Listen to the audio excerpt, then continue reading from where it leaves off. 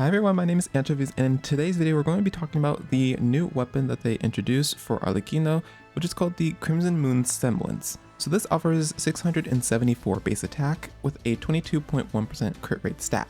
So this is a high base attack and low crit stat, which for Arlecchino it is actually fine because she does want a lot of attack, both for just a lot of things in her kit, as well as a little extra for one of her passive talents, which increases her resistance levels based on her attack. For the weapon passive, this grants 25% bond of life after a charge attack hits an enemy, and this has a 14-second cooldown. And when the character has a bond of life, they gain a 12% damage bonus. And if the bond of life is greater than or equal to 30% of the character's max HP, then they will gain an additional 24% damage bonus. So who can use this weapon? Well, realistically speaking, only Arlecchino can really use this weapon. This is because Arlecchino has a lot of bond of life increase and decrease in her kit through doing charge attacks or using her burst, and she also gains extra bond of life from the weapon's passive, which passively increases her damage from her normal attacks when she's in her Mask of the Red Death state. She also can effectively get 100% uptime on the extra damage bonus because Mask of the Red Death is only active when her bond of life is,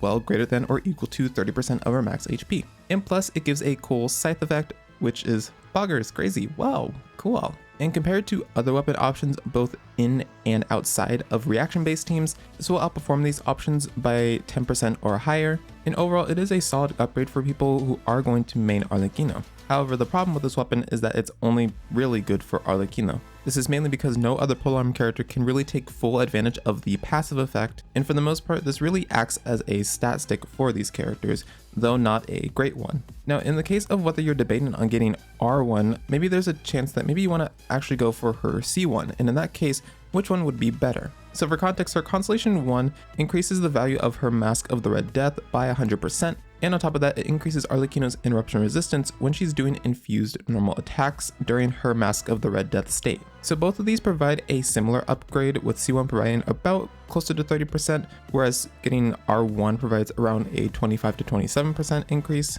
However, when you account for things like the value of your Primo Gems spent and what each thing offers, overall her Constellation 1 is more valuable than getting her R1 weapon. This is because C1 offers interruption resistance, which makes non-shielding teams a lot more relaxing to play. It also enhances her normal attacks damage, requires less total pulls to guarantee for compared to getting R1, and also the fact that R1 is only really good on Arlecchino, which means you would only get it if you really love playing her, and even then, C1 would still be more worth it in the long run. So my overall conclusion is that this weapon is fine, but again, only for Arlecchino. So if you want to get this weapon specifically for Arlecchino and you know you're going to use her a ton, it could be justifiable to get this weapon, but for the sake of value, it would be much better to go for C1 first, then going for R1. However, just more in a general landscape, I wouldn't really recommend getting this weapon, especially taking into account the fact that it just doesn't really work on other polearm characters, or even though it does work as sort of a stat stick, they would prefer even some 4-star options